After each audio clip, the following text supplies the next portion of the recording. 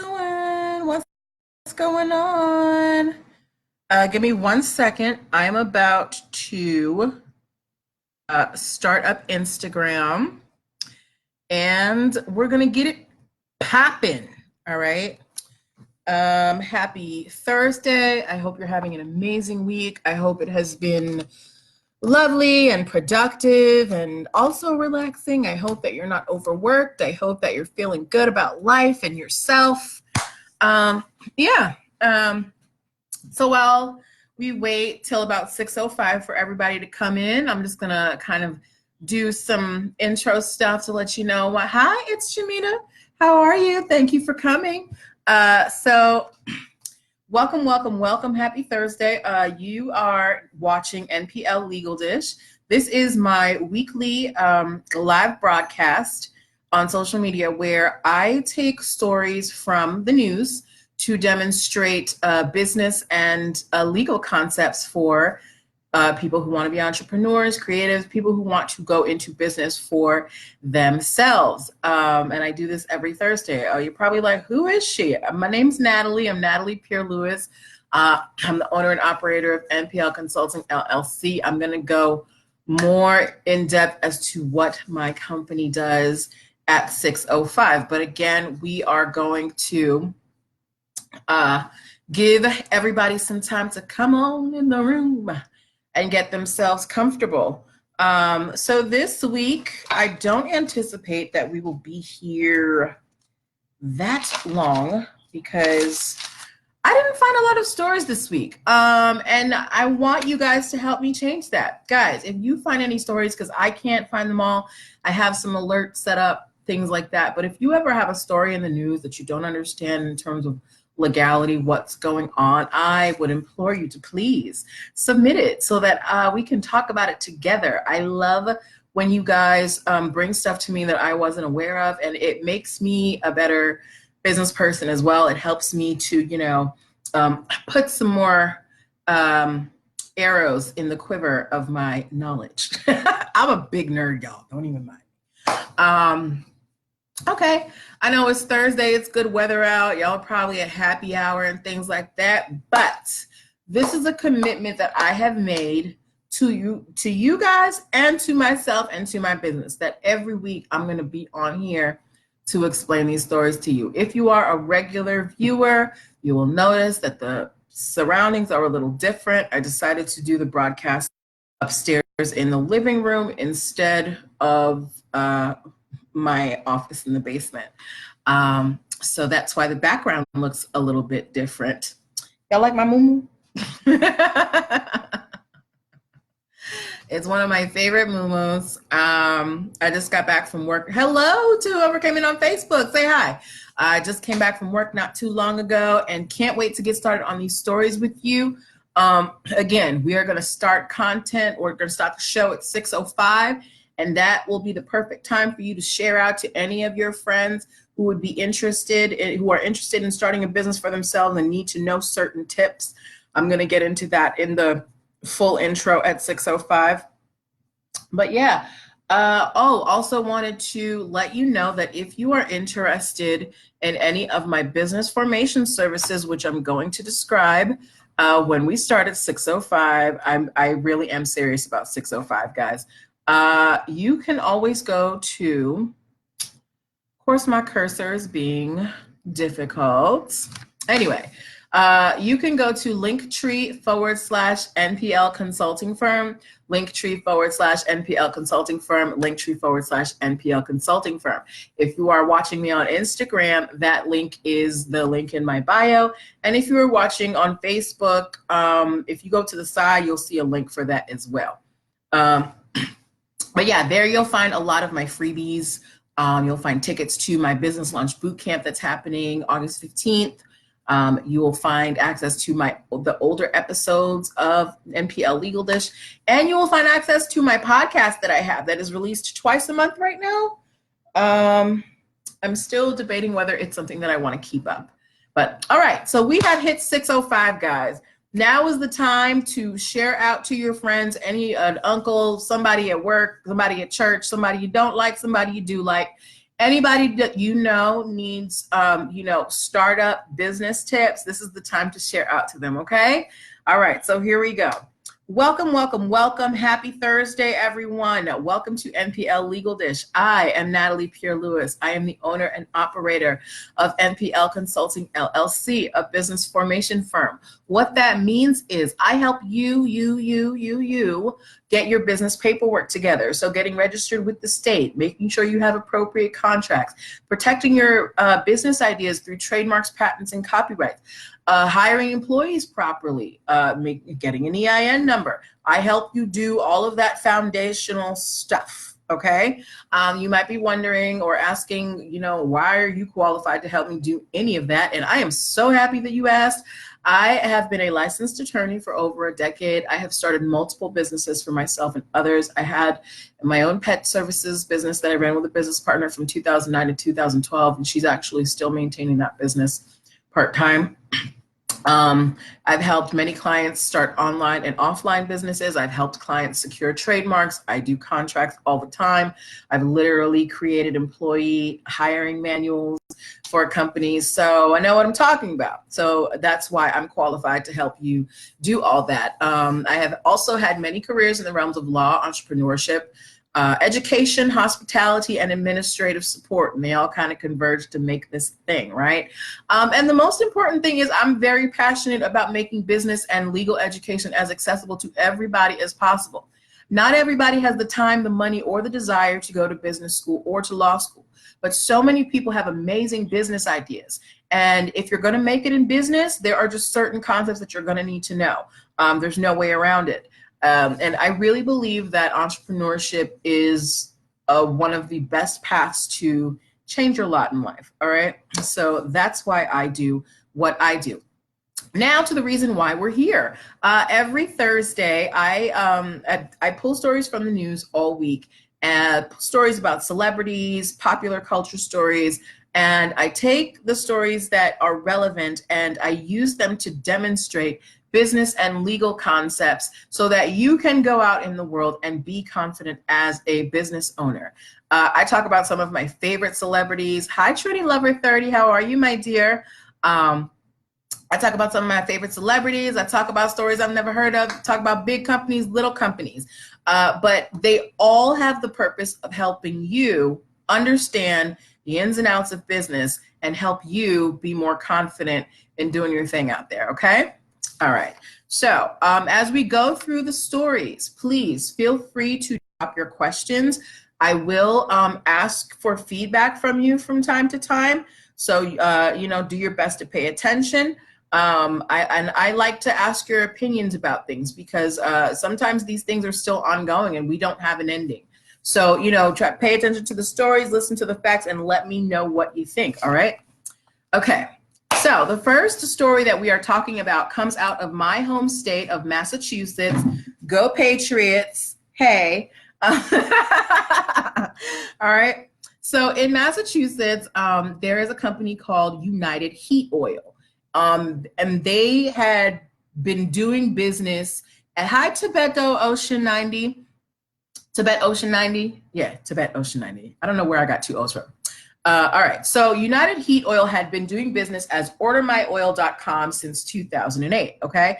And what they did was they delivered oil to your home for heating. Some homes use oil to heat. I think my aunt still uses oil to heat, but I remember as a child, trucks coming to her house and delivering the heating oil. So this is one of the companies that did that. Okay. Get it together, my dear. Don't forget, you can always book a free 15-minute consultation using the link in my bio. Okay, you can do that too.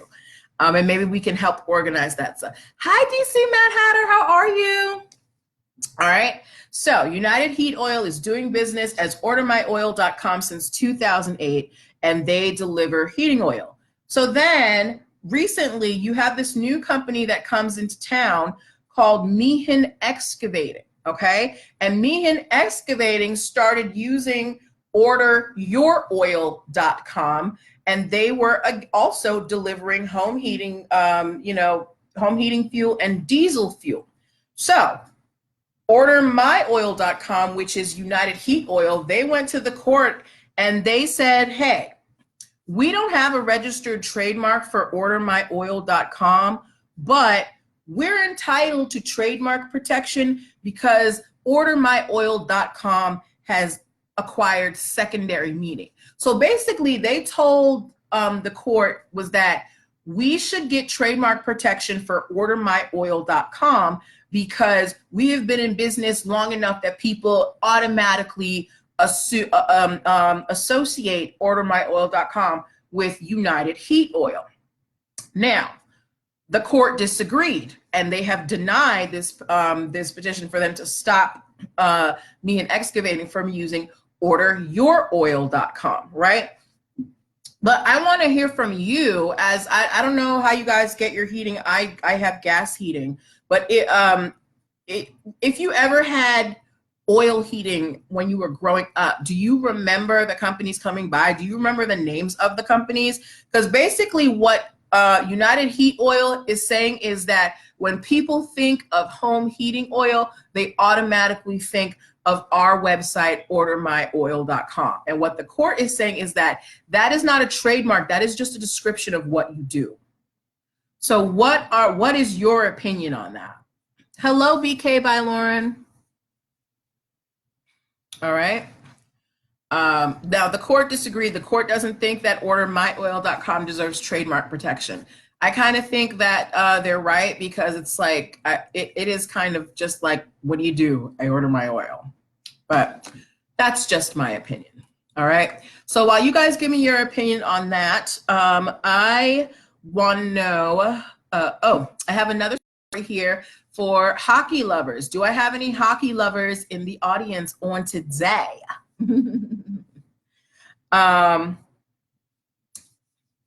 Okay. So, all right. So there's a team called the Saint. I don't like hockey. I think it's boring. Sorry to any hockey lovers, but whatever. So there's a hockey team called the St. Louis Blues, right? And Trini Lover said, okay, we're going to go back to the first story. Trini Lover said, I feel like you get confused. So you think there could be confusion in the market. You love hockey? You are young, girl. But you think there could be confusion in the marketplace. Okay. I don't know. I mean, United Heat Oil might appeal, and they might go back to the court and say, you got this wrong. You need to go over your argument again. But they'll have to King Tax Services. But yeah, they'll have to come up with a stronger argument than everybody thinks it's us. Hi, Yulvid. All right. So the next story that we are talking about has to do with hockey and disco. You might not think that those two things go together, but they do. So there is a hockey team called the St. Louis Blues, all right? And there is a disco song that is called, it's called Gloria. And it came out in 1982, and it's by a lady named Laura Branigan, right? So, you know how some teams, they have a team song? Like I know in, I don't know if this is just a Massachusetts thing. Hi, Sincere 39.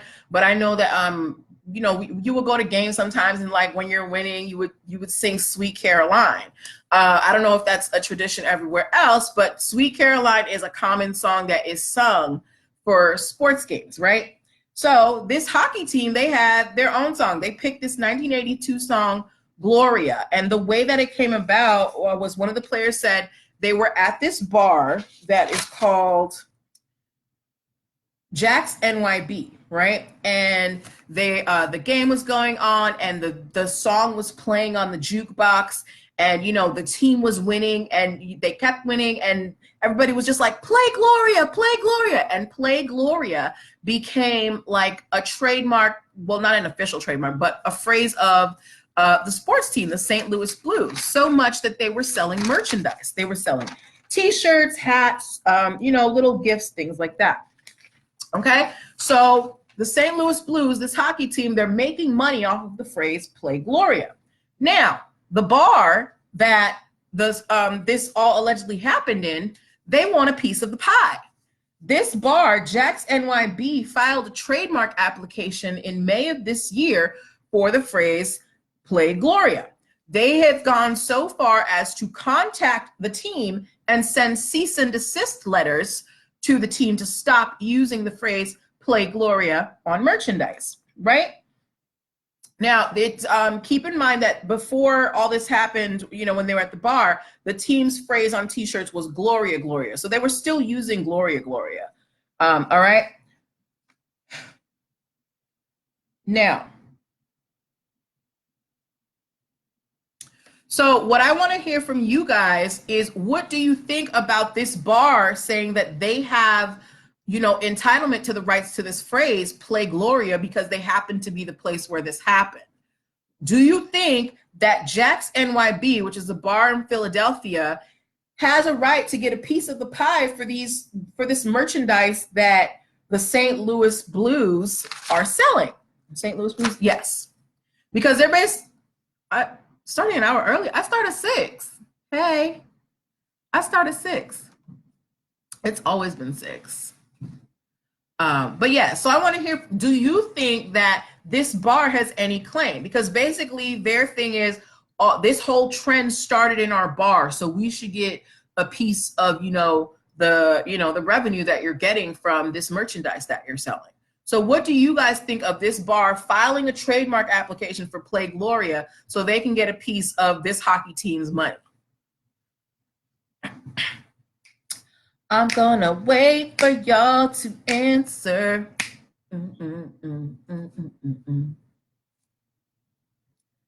Okay. Maybe I just came in late. I thought it was 7. No, it's 6 every week, my dear. Every week, 6 o'clock. All right, maybe this isn't a story that, hold on, where's Trini Lover 30? She says she likes hockey.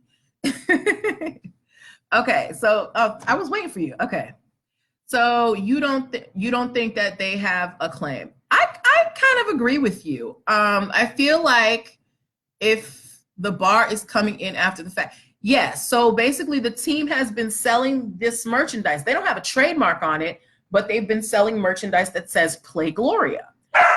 And Toby, my baby, and basically the bar is like, well, we want a piece of the pie now because you're making money off the phrase. So Trini Lover doesn't think that they have a claim.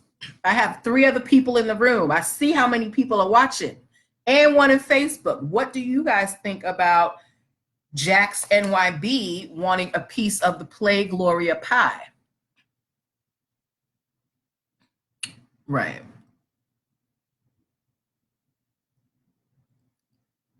Okay, hold on. Right. Okay. Cool. So I think we're all pretty much. You say you don't think so either? I think we have a good consensus on that. Yeah. I think they're just like, yeah, we want some money. All right. For those who have come in a little bit late, I am Natalie Pierre-Lewis. I am the host of NPL Legal Dish, my weekly live broadcast where we use pop culture and celebrity stories to explain business and legal concepts. If you're interested in any of my products or services, please go to linktr.ee/nplconsultingfirm. It is the only link on Instagram, and I think it's the only link on Facebook too. Anyway, all right. So the next story that we are talking about has to do, it is a case of Uper lights versus Ember lights. And basically the subject of this story is some glowing rocks that have been found in Michigan, okay? So in Michigan, you've got these 2 guys. You've got one guy whose last name is Rintamaki and another one whose name is Aselin, okay? So Rintamaki, he found, I guess, these glowing rocks, and he started calling them Uper lights. He went so far as to trademark the name Uper lights, and he started a business where he sold tours in Michigan with a UV light so you can go see these glowing rocks, okay? Now, there is the guy Aselin, he started selling these same kind of rocks, calling them Uper lights without clearing it with this guy who had an official trademark. And a selling argument was basically this: he can't trademark the word Uper lights because it's disrespectful. Hi, Pretty Brown Earth Thing. Because it's disrespectful to the residents of the area. So the residents of the area are called Upers, and this guy, the plaintiff, Rintamaki, he called his rocks Uper lights. So it's like, what do we call, what's a nickname? I don't know any city nicknames, but if you think about some, okay, so think about somebody taking the word ATLian or something, like a nickname for people who live in a city, and then adding that to a product and selling it. So basically that's what this guy did, Rintamaki. And then the selling was like, you can't trademark Uper because it's a common word. It's what we call each other in this area, right? Rintamaki said, he was like, look, you could have just gotten a license from me to use the phrase Uper lights. It's not that big a deal. But instead of doing that, the defendant, Aselin, he's basically trying to file his own trademark for his own glowing rocks that he is calling Ember Lights. Okay, so I right now I can't think of a city nickname off the top of my head, but what do you think about this? Basically, these rocks, they're all over Michigan, right? But this one guy, he basically coined a phrase for the rocks and started selling tours. And then you have this other guy who started selling the actual rocks. Now, the name Uper, while it might be a nickname for people, Baltimore, like what do you call people in Baltimore? I don't know. Charm City. Okay, Charm City. So let's say somebody started selling Charm City lights, right? That's the closest I could come. Now, I'm sure there are trademarks on Charm City, with the state and all this, but let's just say it wasn't. And someone started trying to sell Charm City lights and tours of, I don't know, glowing rocks in Baltimore and calling them Charm City lights. And then somebody else starts selling Charm City lights. But the first person went through the trouble of trademarking Charm City. So this is what's happening here. So I want to know, what is your opinion of that? Should he have been allowed to trademark the phrase Uper lights, since Uper is essentially kind of a common phrase that's used to describe residents of the area? Or do you think it's a unique enough word that he was okay trademarking it, and this defendant, this other guy who was selling the rocks, he's in the wrong? What do you guys think about that? Because I'm kind of torn, because it's like, can you really co-opt a common phrase? It's like when I think about, the Say Less t-shirts that came out recently. Sounds really unique. Okay, so Sincere 39 says it sounds really unique. So you think he should be able to uphold it? I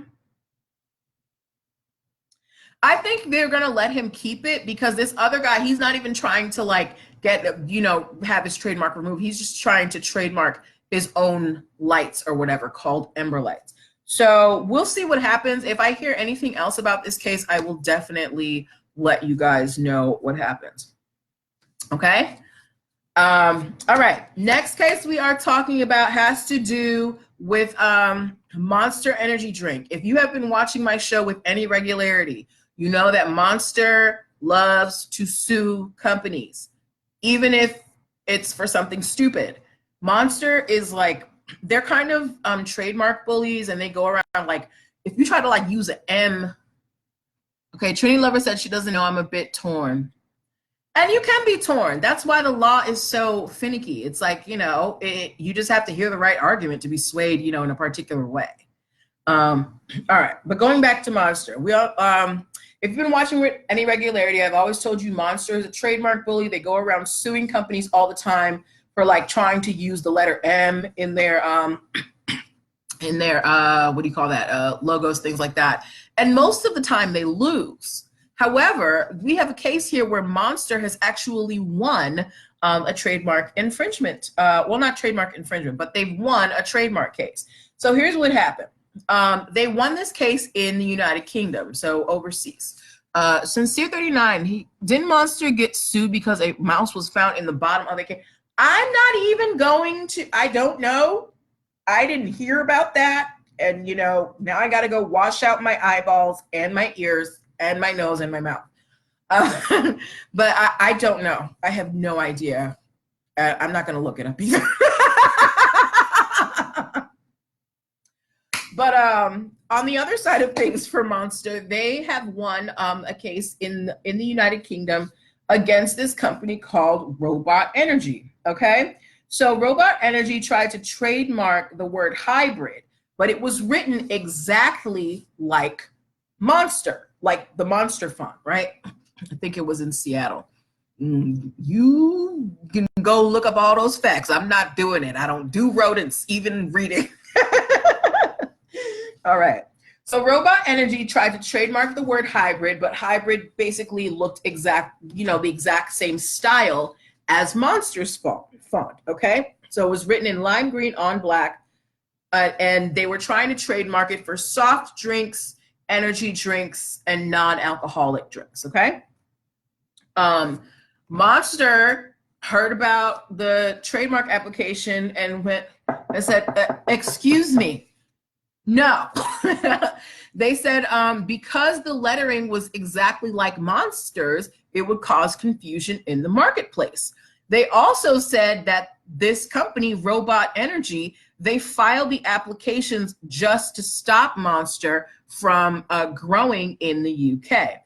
And the court agreed with them, and they said that the way that Robot Energy had designed their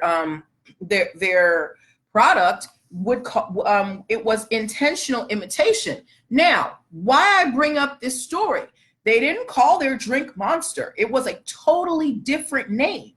It was called Hybrid, right? But it's written the exact same. But because the look is so similar and you're in the same industry, there is no doubt that there would be confusion. You might just think it's an offshoot of Monster. Okay, so when you are thinking about trademarks, you want to be able to distinguish yours from others. It's better to be unique than to, you know, delve into other people's pools. Just carve out a lane for yourself in your trademarks. Okay, save yourself the trouble. All right, we are going to take a brief break so I can remind y'all to go to the link in my bio, linktr.ee/NPL Consulting Firm, so you can get sneak peeks of my ebooks and find the link to my podcast and back episodes of NPL Legal Dish. And that's also where you're going to find tickets to Business Launch Bootcamp that is happening August 15. All of you guys who have these great business ideas, look, I'm having a 6-week online boot camp where we're going to get all your stuff done. We're going to get your registrations, your contracts. We're going to start your trademark applications. We're going to show you how to hire employees. We're going to get your EIN numbers. It's going to be a working 6 weeks. So if you are ready to get the ball rolling, it is the first button using the link in my bio. The deposit is only $99, and there is a significant discount if you pay in full at one time rather than using the payment plan. All right. So back to our stories. Do I have anybody here who likes to visit national parks, or anybody who has visited Yosemite National Park in particular?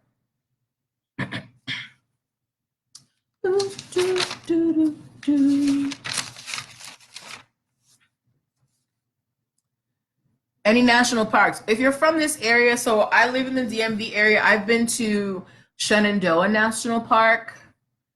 Trini Lover's never been to a national park. Okay, that's cool. I mean, they're usually a bit of a ways out. And if you don't like to camp, you're not gonna go. I used to like to camp, but as I get older, I like to be comfortable. So I need a cabin. Sincere39 said never been to Yosemite. Okay, that's cool. Well, this is a very special story about Yosemite National Park. They are, so, hey.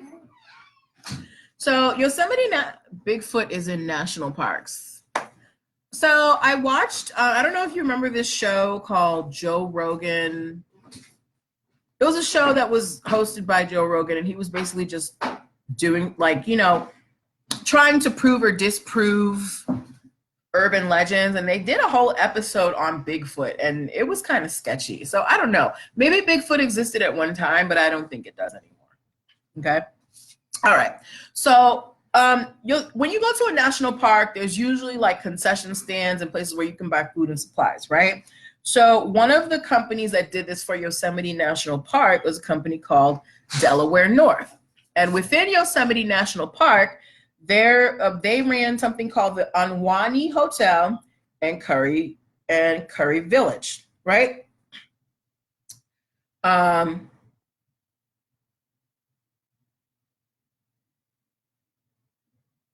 So they are, sorry guys, I got caught up. So Delaware North was running these hotels and villas and stuff within Yosemite National Park. But then Yosemite, I think that's where the geyser is. But then Yosemite National Park basically tried to trademark the names, and Delaware North was like, yo, we started those names. Like, you can't just do that. And Yosemite was like, okay, girl, let's see you try. So what Delaware North did was they renamed all of they took the names that Yosemite was claiming or trying to trademark, and they changed the names of the venues. And Yosemite got such pushback from the visitors because people have brand loyalty. That's why it's not good to change your logo or your business name too much. People like, they like consistency. So visitors who were coming to Yosemite and planned on staying at the Anwani Hotel and finding it renamed, they didn't like that. So Yosemite went back to Delaware North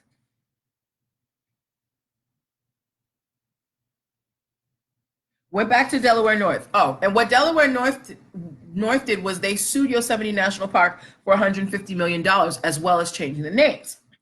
Yosemite realized that they couldn't do it without Delaware North, so they came back, and basically their Delaware North is going to get $12 million from Yosemite National Parks, but in exchange, in 2031, when their contract expires with Yosemite National Park, they're going to transfer all of the trademark rights. So the reason why I picked this story is because it is a demonstration of people's brand loyalty, and also the fact that,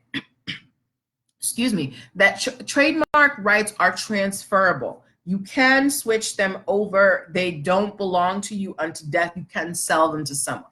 So let's say, someone wants to buy your company and you have a registered logo, you're going to need to transfer the rights to the logo over to them too, if you want them to, own that as well. All right. But Delaware North is getting their money. They're going to get to keep the names for now. But when their contract runs out, they're going to transfer the names over to Yosemite National Park, and Yosemite National Park will own the names legally. So if you ever head out to Yosemite National Park, look out for Anwani Hotel and the Curry Village. Okay. All right. Oh, yes. This is the story that I have been waiting for. How many of y'all have done the FaceApp challenge thing with the one that shows you all old? If you have done the FaceApp challenge, give me a 1. If you have not done the FaceApp challenge, give me a 2. I'm going to put my answer in here right now. Facebook is being. You have not.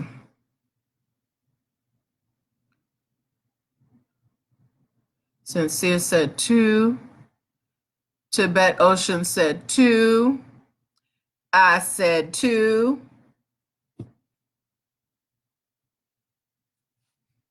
We got one more in here. Have you done the FaceApp challenge? All right. Trini Lover, you did it. Black people don't age like that. You know what? That's not the first time I've heard that comment. All right. So here's why I picked this story today.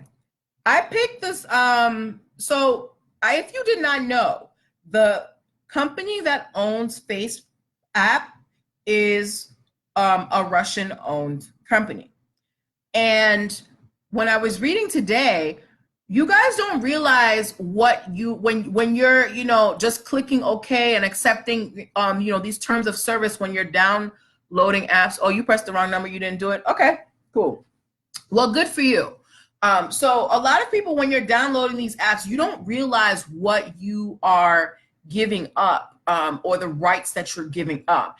And this app in particular is going to make so much money off of everybody who has used the app, because here is what happens. When you use apps like this, you agree to let them use your image to monetize it, to market, and they don't have to pay you anything. And not only this, the FaceApp app itself, usually these apps, they do all those alterations within your phone. This app takes your picture and uploads it to a cloud server with your identifying information, right? So once you do this app thing, this Russian-owned company has your face and they have your information. And here is what the rights that what you agree to when you download this app. A perpetual, irrevocable, non-exclusive, royalty-free, worldwide license to use, reproduce, modify, adapt, publish, translate, create derivative works from, distribute, and display your user content and any name, username, or likeness provided in connection with your user content, which it may use for commercial purposes. As well, so basically what I just read basically said that when you use FaceApp, you have agreed to let them use your photos, your information, however they want, and they don't have to pay you. And not only that, they can take that right, that right that you have signed away, they can sell it to other companies and give them your information. So when you're accepting these apps and things like that, especially ones that are, you know, have to do with photos and things like that, you really need, terms of service are boring. They're boring, but they're necessary. And if you're going to do things like this, you want to read the terms of service and understand what is happening. What information are you giving up? Look, we're in a society right now, pretty much all of us have Facebook. There's a lot of information that is out there that we are never going to be able to claw back. But as you become more savvy, understand the rights that you're giving away as you know, sign on to these technological games and things like that. Because these games aren't just games. I love Candy Crush, okay? I still play Candy Crush. You think Candy Crush isn't collecting information off of me? I've never paid them a dime, but the information, the data that they have on me as a user is invaluable. It's worth more than whatever little pittance I would spend on their app. I heard that they can use your picture. Yeah, they can. That's exactly what you agree to. They can use your picture. They can change it. They can use your username. What they own it. It's theirs. They can use it. So if you're High 30 Dark Lovely, if you are not a person, I'm not saying don't use the app. If you're not worried about, you know, your face being out there, that's great.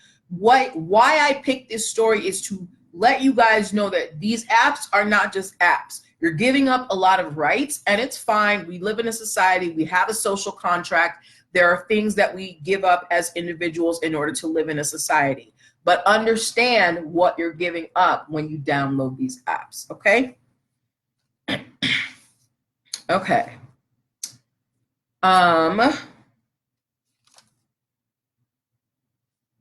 right. So, next story we are talking about, gentlemen, you may not find this interesting, but it still has to do with trademarks. It has to do with two very well-known cosmetics companies, Anastasia Beverly Hills versus Hard Candy. 1984, right? 1984 what? You know about the book?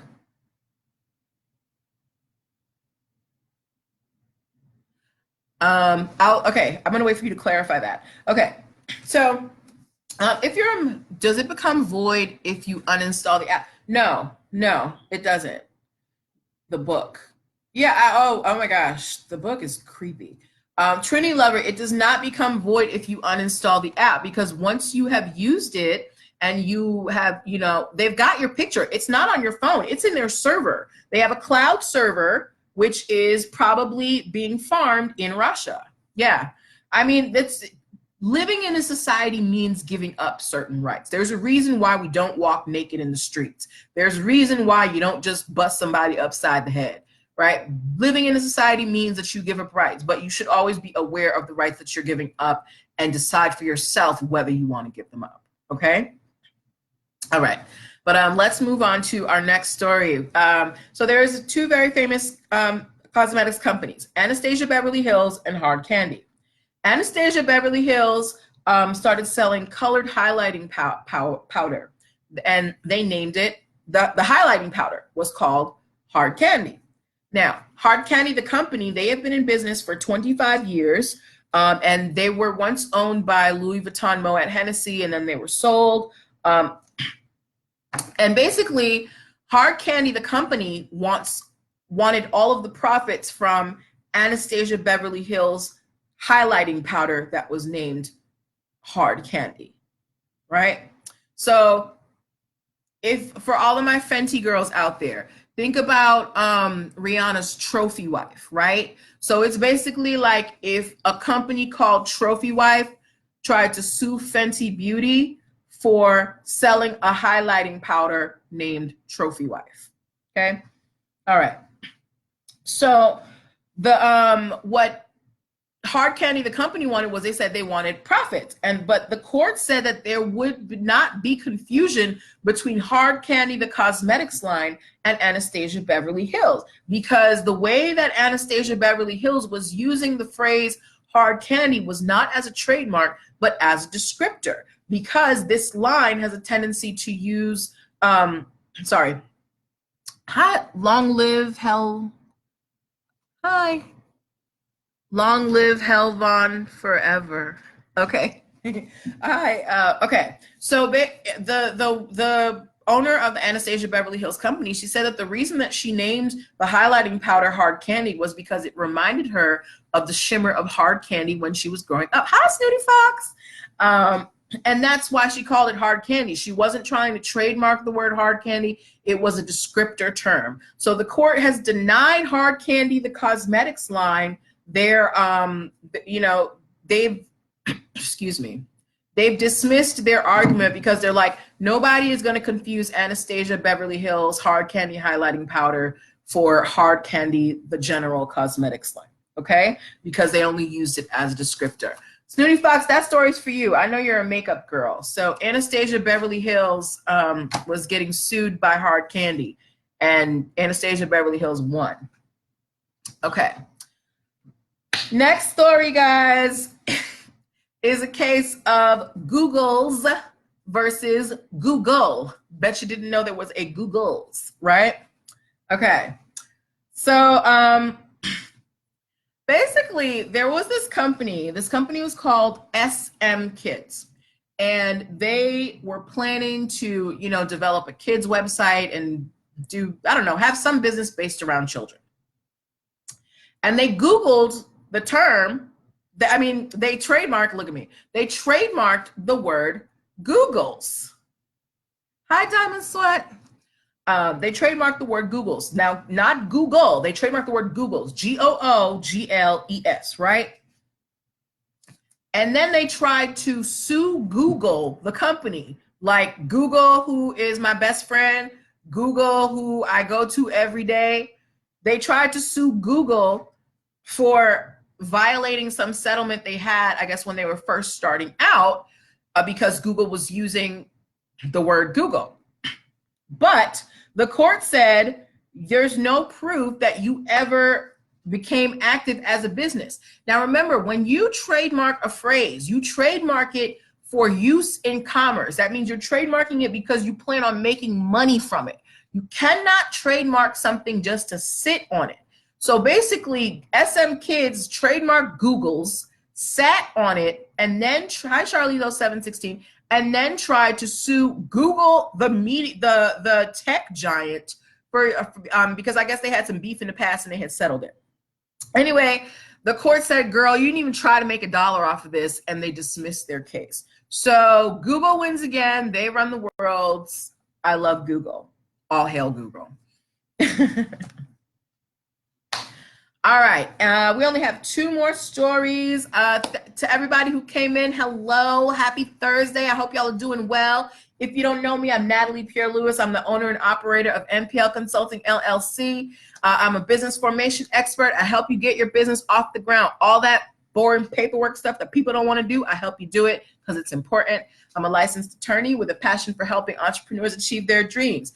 If you are interested in any of my services or products, including a free 15-minute consultation, please go to the link in my bio, linktree/NPL Consulting Firm, linktree/NPL Consulting Firm, linktree/NPL Consulting Firm. All right. Okay. We are going back to our stories. This is for all my AirPod users. I don't use if you have AirPods, give me an A in the comments. If you use AirPods, give me an A in the comments. I do not use AirPods because I just can't do earbuds. I don't know what's wrong with my ears. I have to have over-ear headphones because I can't do the in-ear ones. They just don't stay. But if you have AirPods, I want to see an A in the comments. Hello, Facebook. Say, whoever came in on Facebook, do you have AirPods? Give me an A in the comments if you do. If you have AirPods, give me an A in the comments. AirPods. AirPods. I don't have AirPods. Like I said, my ears are shaped weird. They won't hold air. None of y'all got AirPods? Okay. All right. So, well, I'm sure at least one of you guys has an iPhone. I do. And we all know that, you know, Apple is trying to slowly drain us of all our money by decompartmentalizing our phones. Anyway, Apple tried to trademark the design of the AirPods for the shape, right? So they filed on April 25th of this year. And the USPTO said no because they said the design was functional. Now, why I picked this case is because if you are trying to trademark the way something looks, the way it looks can't be tied in with the way it works. That's not a trademark. That's when you need a patent, okay? If you're trying to trademark a design, the design has to be separate from the actual function of, what is that line? Oh, sorry. Yeah. So they're basically trying to trademark the AirPod design because they don't want copycat, you know, earpod, whatever's to come out. I'm sure there are already some like on sale now. But the court, the USPTO basically does not agree, and if Apple is going to appeal, and they're basically going to have to show that the design of the AirPods is not functional, and that if they were able to trademark it, that they would not have, you know, an advantage in the marketplace, because you can't just trademark to keep people out. You're trademarking because you want to do something in business. You want to make money, okay? So we're going to wait and see what happens with Apple and them trying to trademark the design of AirPods. And now we are back. We are down to our last story. This is a follow-up to a story I did a few weeks ago. If you were watching, I told you the story about Zion Williamson, who was like a first-round draft pick for a basketball company. And when he was drafted, he used the phrase, "Let's dance." And then the team that drafted him, the Pelicans, they filed an application to trademark the phrase like maybe 5 hours before he did. And they thought that there was going to be some type of like, you know, trademark battle. However, it has been amicably resolved. The Pelicans, the team that drafted him, they have dropped their trademark application. Like, they have expressly abandoned it. Like, literally, they went to the USPTO. They said, we don't want this anymore, right? And not only that, but this young man, Zion Williamson, he is trying to put his stamp on everything. He has filed 10 more trademark applications for various goods, games, like all types of things. He's trying to make money, and I'm here for it. So I chose this story because it's to show you that just because you start as opponents doesn't mean you have to end up that way. A lot of people, they settle outside of the courtroom. Sometimes it's just the easiest way to do things. Nobody wants to be tied up in court, especially with the team that you just got drafted to. Nobody wants a legal battle like that. Like, it's off to a bad start. So I wish this young man, Zion Williamson, you know, a great career. I hope that he makes lots and lots of money off of his trademark. Yeah. So that those are all of today's stories. I hope that you had as much fun as I did. Thank you so much for your feedback. Thank you for, you know, your commentary. I'm here every week, y'all. If you have stories that you want me to talk about, please submit them. I would love to talk about them. As well, if you have questions about your business, starting your business, how to, you know, get things in order, please schedule your free 15-minute consultation using the link in my bio. I would love to talk to you. And if you haven't started your business yet, you want to come to Business Launch Bootcamp, because we're going to have amazing fun. Oh, thank you, Trini Lover 30. We're going to have amazing fun over 6 weeks, but we're also going to work hard, and we are going to on the ground running to get that business started up. All right. So that's all I have for you today, guys. Please, you know, DM me if you got questions, if you got comments, if you got ideas. Enjoy the rest of your Thursday. Have a wonderful weekend. I will be back here next week, same time, and have a great time. Have a great night. Bye. Do, do, do, do, do, do, do, do, do, do, do.